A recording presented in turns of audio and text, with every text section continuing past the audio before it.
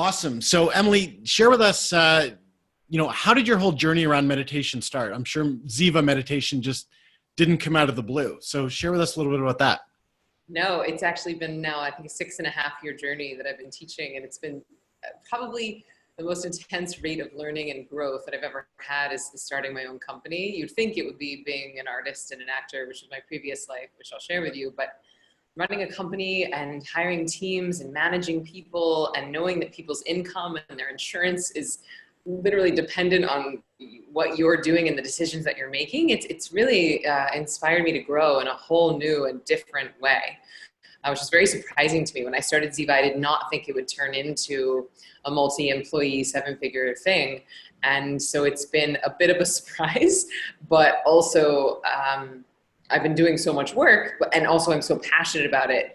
And I'm very proud of the fact, and I share the fact, I don't know why I'm leading with money, but here it goes. But I share the fact that Ziva is a 7-figure business because I just learned that only 3% of female-run businesses ever cross the 7-figure mark. And that just seemed extraordinarily low to me. And it's something that I'd really like to change. I'd really love to, share what I've learned, because I've just been learning as I go. I'd love to share that with other up-and-coming female entrepreneurs, but that is a podcast for another day.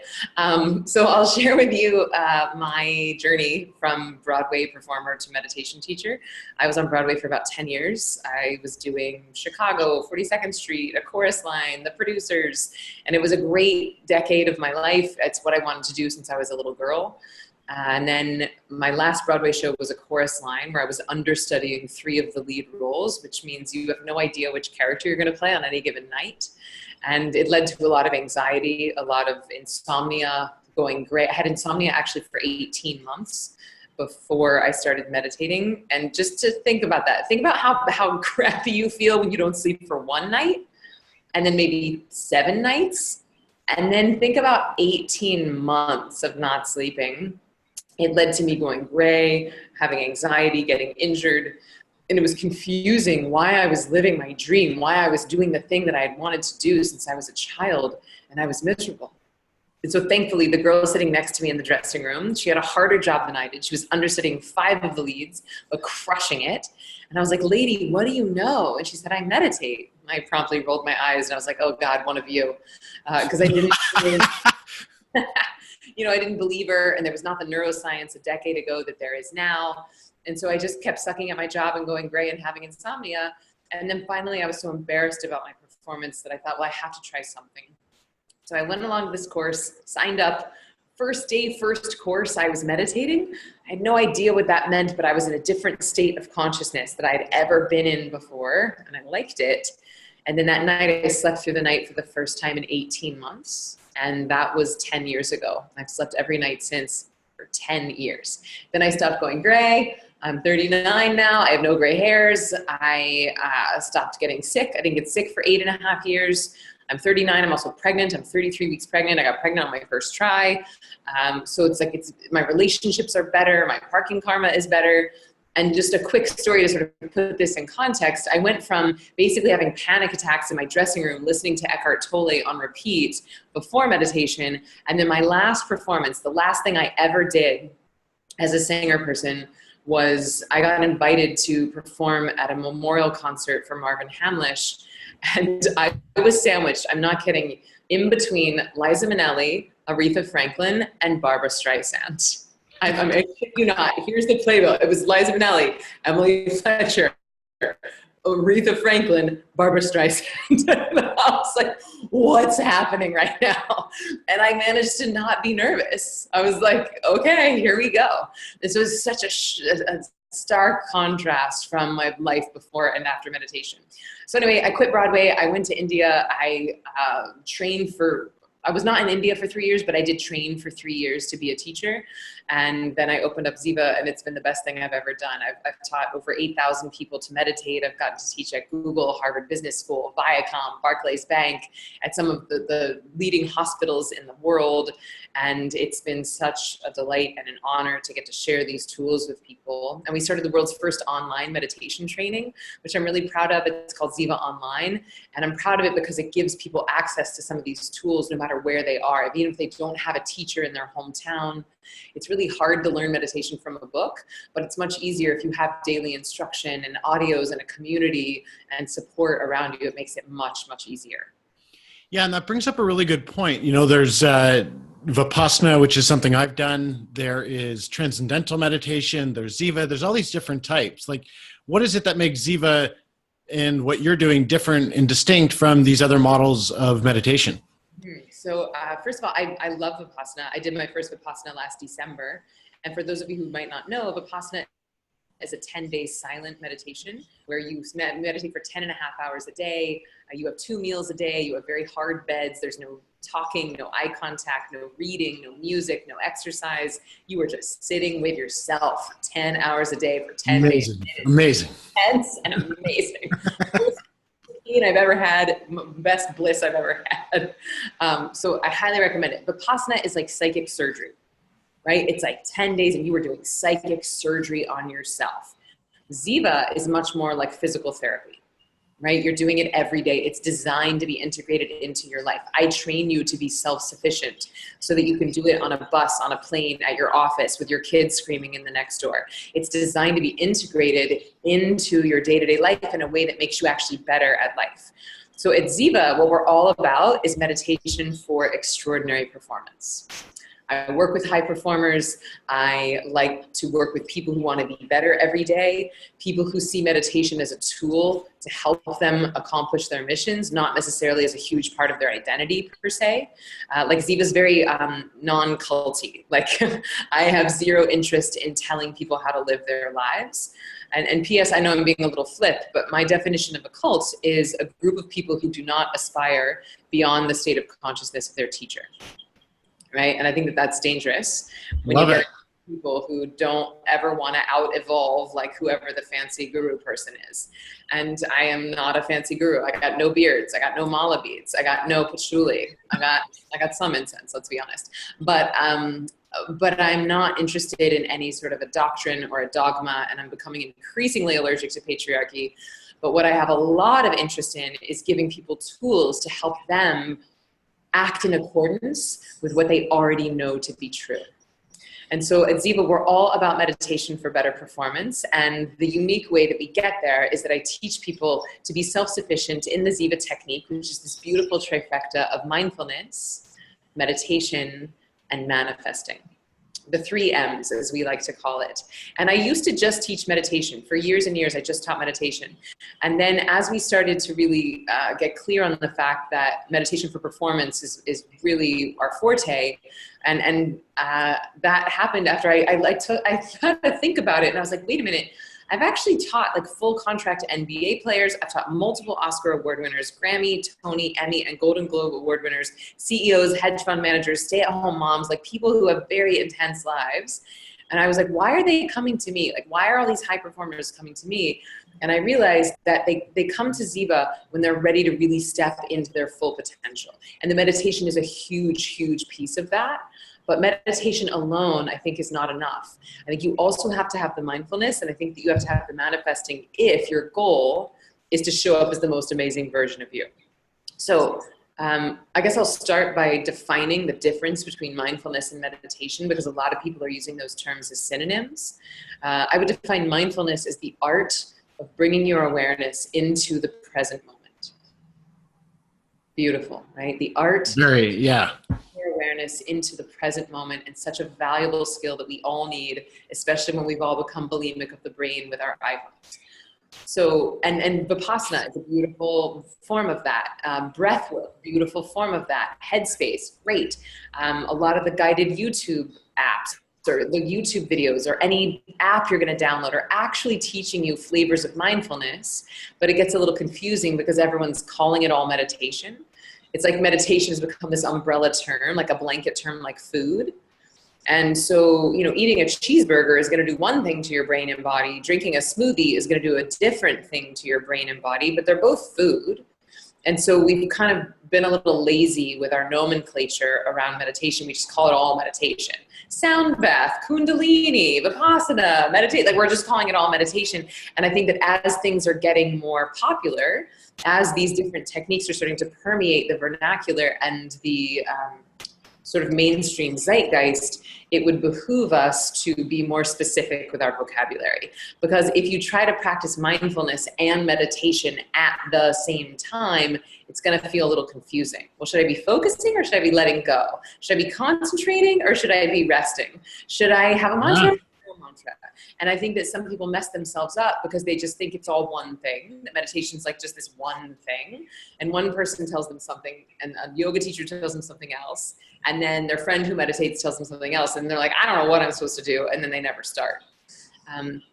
So mindfulness is very good at dealing with your stress in the right now. Oh, my boss yelled at me. I feel stressed. Let me listen to Headspace for 10 minutes. I feel better in the now. Great, beautiful, powerful. Meditation, and specifically what I teach at Ziva, what we're doing is we're actually giving the body deep healing rest. Rest that is 5 times deeper than sleep. And this is not an insignificant point because when you give your body the rest that it needs, it knows how to heal itself. And one of the things that it heals itself from is stress. And the cool thing here is that it's not only healing your stress in the now, it actually gets rid of your stress from the past. All that stuff that's been stored in your cellular memory, all that stuff that actually gets stored in your bones, in your genes, that stuff starts to come up and out. So Ziva can actually create sometimes a kind of intense physical and emotional detox process. And that's really my job as a teacher, is to help people through that and to be able to gauge whether or not they need to put on the gas or put on the brakes, and giving them tools to move through that.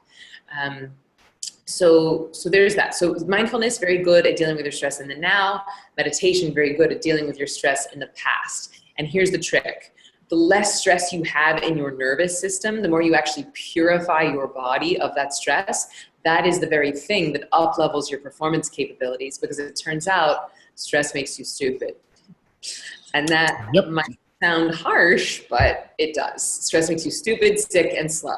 So if anybody listening to this is having some excuses of like, I'm too busy to meditate, I don't have time to meditate, well then, if you believe that stress makes you stupid, which it does, there's a reason why you can't find your keys when they're in your hand, or you can't find your glasses when they're in your head when you're stressed.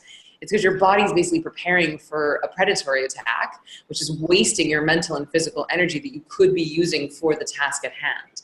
Get rid of that stress, you have that energy back, and that's the thing that up-levels your performance capabilities. Yeah, and you're pointing to something that's just on the tip of my tongue, is that, disease, we've heard, is dis-ease. And you were sharing, we were actually fortunate to be on a call yesterday with each other, and you were talking about one of the patients that you worked with, or one of your clients that you worked with, that was dealing with Parkinson's. Mm-hmm. And how the meditation, I didn't know if you noticed, but it brought me to tears when you said that, because of the power of this. I really committed that people get the power of meditation to get rid of the stress, because stress manifests itself as disease. Yes, it absolutely can. And like we were on this beautiful call yesterday, we were talking about this idea that we all have the opportunity to learn our lessons on the spiritual plane. And if we don't learn them there, then they show up on the psychological plane, and it's a little bit more expensive, and it takes a little bit more time to heal it. So you have to pay our therapist $150 a week for the next few years. And then if we don't learn it on the psychological plane, then it actually shows up on the physical plane. And then you get cancer, or you get a tumor, or you get, some autoimmune thing. Like, it actually shows up in your cells. And then it's so much more expensive, and it takes so much longer to heal, because once things show up on the manifest, they're slower to move. But on the spiritual plane, you can heal things so fast. You can even just have an awakening, one realization, one shift in perspective, and you can let go of something that you might have been holding for generations. Yeah, and what's your advice for someone just starting out? In my experience, I've been an advocate and practitioner of meditation for about 4 years now. And when I share it, people often get really intimidated by it. So what's your advice to someone who's curious about it and has not yet gone into it, or may even be scared of it? Mm-hmm. So I think lots of people are scared of meditation, and lots of people are intimidated by it, and it makes sense. I think the fear comes from not knowing who we're going to be on the other side. I think the fear comes from, I don't know who I am without my stress. I actually don't know how I would show up in the world without my anxiety, because for a lot of us, it's become such a huge part of our identity. A lot of people are scared that if they start meditating, they're going to lose their edge. They'll lose their competitive edge because they've been so motivated by fear and competition for so long. But what I would offer is that fear is a shitty motivator, and it's also not sustainable, right? Like competition, trying to beat someone else, is not a great motivator and not sustainable, because ultimately you're going to blow out your adrenals. Like eventually there's an end date to that. It's not sustainable. It's not renewable. What's much easier actually, and I would argue more effective, is moving towards creativity, towards inspiration, moving towards what it is that you want to do with passion, versus, well, if I don't go to work today, I'm going to get fired. And if I get fired, I won't be able to pay rent. And if I don't pay rent, then I'm going to die alone with cats eating my face. Like that's what most people are doing. Like, that's honestly why most people go to work. They're like, well, if I can't pay rent, then I don't want to die alone. And like, just what a sad existence, versus like, I'm really good at this thing. The world needs this gift that I have to give. I can't wait to wake up in the morning and share it with people. Like, which one of those do you think is going to lead to disease, versus which one of those do you think is going to lead to you, having a successful life and business? And so I get the fear, and I hear it all the time. Like, my CEO clients say, Emily, I'm afraid that if I start meditating, I'll lose my competition, my competitive edge. My artist clients say to me, Emily, I'm afraid if I start meditating, I'll lose my creativity, because my art, my angst, my pain, my drama, this is where my art comes from. Both are crap. Stress makes you stupid, period, the end. Stress is not doing you any favors in the performance department. So that's thing one. The other reason why people aren't meditating and why they're scared of it is that they're judging themselves based on misinformation. So there is this one dude out there, and he's telling everybody that in order to meditate, you have to clear your mind, and we gotta find him, and we gotta teach him how to meditate. Okay, he's got a very good publicist, and everybody even people who've never tried meditation, they think that the point is to clear their minds. And this is why people are intimidated by it, because they sit down and they're like, okay, brain, stop thinking. I sure would like a snack. Delicious. Wait, now I'm thinking about snacks. Wait, now I'm thinking about snacks. I suck at meditation and I quit. And that's like the beginning and the end of most people's meditation careers. And it makes me sad, because then they potentially rob themselves of a lifetime of bliss and fulfillment and better performance, because they're judging themselves based on misinformation. And so here's the news, you guys. The mind thinks involuntarily, just like the heart beats involuntarily. So trying to give your brain a command to shut up is as impactful as trying to give your heart a command to stop beating. It does not work.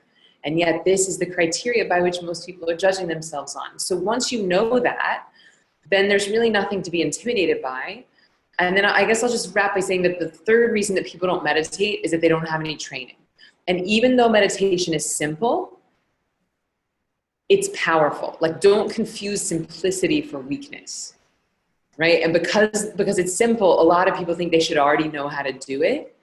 But if a technique is worth its salt, you can't get it for free on YouTube, or like, there's no free meditation app that I've ever seen that's really going to like revolutionize your life and really give you like a huge return on investment, because it's too powerful for you to do without guidance. Like, these tools are not toys. They've been around for thousands of years. They've been passed down for generations from teacher to student. And so if you're really looking for something to transform your life and something that is going to give you a huge return on your time investment, chances are you're not going to find that in a free YouTube video or in a book. Chances are you might actually have to invest a little bit of time and seek out a teacher to help walk you through that process. So the three things is, one, people think that thoughts are the enemy, which is intimidating. Two, people are afraid that they're going to lose their edge because they don't know who they are without their stress. And then three, people think that they should already know how to do it because it's simple, that they just missed that day in school and everyone secretly knows how to meditate, so they're just going to close their eyes and pretend. But really, it's like any other skill. It takes some training. And once you have a technique that's made for you and some training, then it's ridiculously easy. Yeah, well, you bring me to my next question, which is around technology complementing really an ancient practice. In the design of human being, we are not designed to be wearing headsets and using apps. And do you use any technology in the sense of when someone's actually meditating, or are you pretty much on the same plane? Like that's a different domain and that's actually not meditation. I mean, I'm a little mixed on this because I agree with you. Like, I don't think you need, if you have some training and a tool that works for you, you're going to know whether or not you're getting a return on investment. Like, you're not going to need a headset or a ring or a bracelet to tell you whether or not your meditation is working. You're going to know because your life is going to get better. Your sleep will get better. Your sex will get better. Your parking karma gets better. Your intuition, your creativity, your immune function. Like, all of these things are going to start to up level precipitously quickly. So you're not going to need a headband to tell you if it's working or not. But that said, I am a fan of technology in that I've been teaching now for 6 years and I've been busting my ass. I really love what I do and I work very hard at it. And I've only taught 2,500 people to meditate face to face.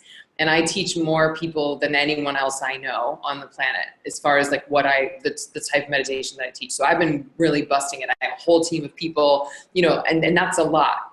But I've only taught 2,500 people in 6 years. Now online, through my technology platforms, through my online training, I've taught, what's 8,000 minus 2,500? I'm not good at math. And I'm pregnant. What is that? 5,500. 5,500. So online, I've taught 5,500 people. So that's over double in the same amount of time, right? And that is about to grow exponentially. My first book is coming out next year, which is going to increase. So I think we'll be in the hundreds of thousands very soon. And there's no way that I, by myself, could be teaching hundreds of thousands of people face to face. Now, that said, I think learning online is not the same as learning in person. I think if you have the opportunity to learn face to face, do it. It's amazing. It's like the Tesla of meditations. There's nothing that can replace that. But for me, our online training is like a really great Toyota. And you get a new Toyota, like, great, it's gonna get me to work, it's safe, it's reliable, it's gonna last for a really long time, it's more affordable, and not everybody wants or needs a Tesla. And so I think I'm mixed on it, in that I'm very thankful for technology and what we've been able to create with our online training, but I personally don't use like tools and toys on my body when I'm meditating. But right. That's yeah, and I think it's great to have the learning platforms naturally to spread the education. But I'm very similar plane as you, is actually using technology that didn't exist even 5 years ago in a practice that's thousands of years old doesn't seem overly necessary. So even in inside of all the science and the scientific proof that's out there around meditation, why do you think more people aren't doing it?